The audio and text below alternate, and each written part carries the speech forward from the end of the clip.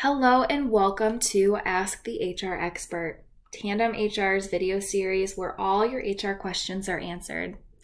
Today's question is, how do I fill out an I-9 form? Before we answer the question, what is an I-9 form? The federal form I-9 verifies an employee's identity and employment eligibility. Employers and employees must complete this document as it is required by the U.S. Department of Homeland Security. The employee will fill out the first section while the employer is responsible for the other two sections. Now, let's start by exploring the portion that the employee completes. The employee is responsible for filling out Section 1, Employee Information and Attestation.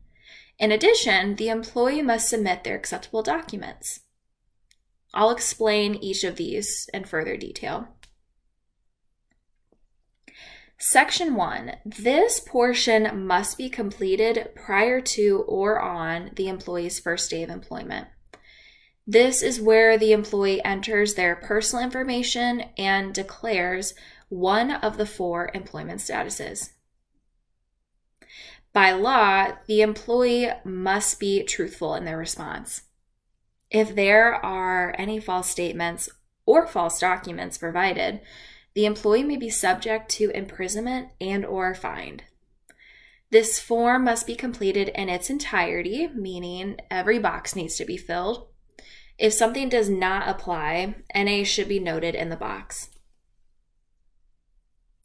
One of the 4 boxes that you see on the screen right now, one of them must be checked, and the employee must attest under penalty of perjury that they are either a citizen of the United States, a non-citizen national of the United States, a lawful permanent resident.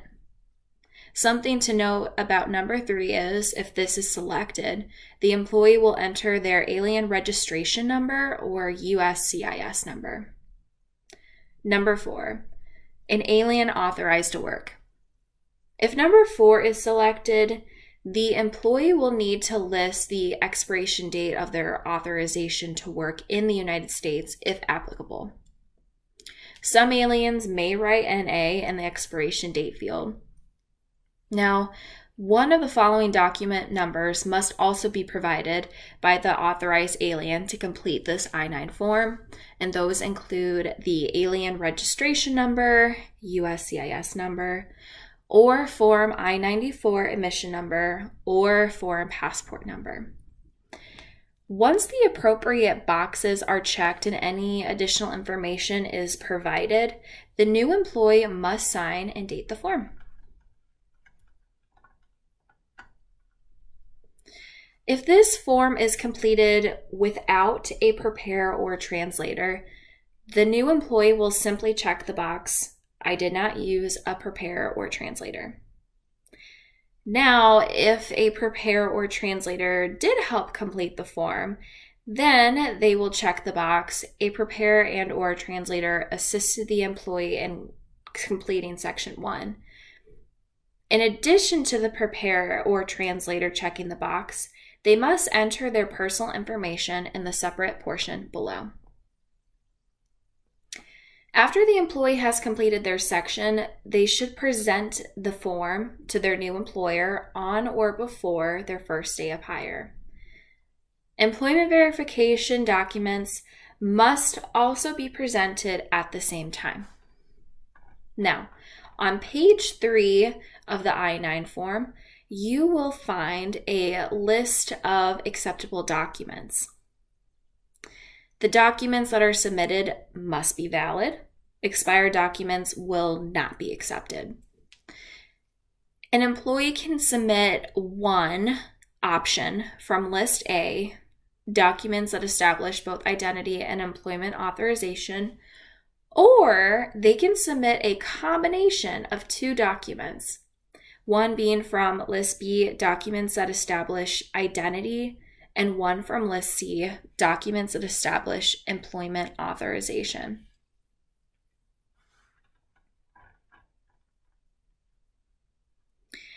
The employer must complete Section 2, employer or authorized representative review and verification. They must do this within 3 business days after the new hire's first day of employment. Failure to complete this within the deadline may mean falling out of compliance and having to separate with the new hire. So this is vital. This Section 2 reports the documentation used to verify the employee's identity. It's best practice to have the employee complete the form and the documentation on or before their first day. Preparing employees for what they need before their first day is critical so this can be accomplished. Now, once the appropriate documents are reviewed and verified, the employer will fill out the employee's information that they can reference from Section 1 of the form. Then they'll enter the information found in the documents that the employee submitted from List A or from the combination of 2 from List B and List C. And if additional information needs to be included, the employer can include that in additional information found right here. The employer finalizes this section of the form by entering the employee's first date of hire as well as the business information and the information of the employer or authorized representative. Section 3, re-verification and rehires. This section is completed and signed by the employer or an authorized representative if applicable. If the employee's current documentation has expired, such as a work visa, then this portion needs to be filled out. If neither re-verification nor rehiring is happening, this should be left blank. After the document is filled out by both the employee and employer, then the I-9 is complete. Thank you for joining us for this episode of Ask the HR Expert. I hope you have a wonderful day.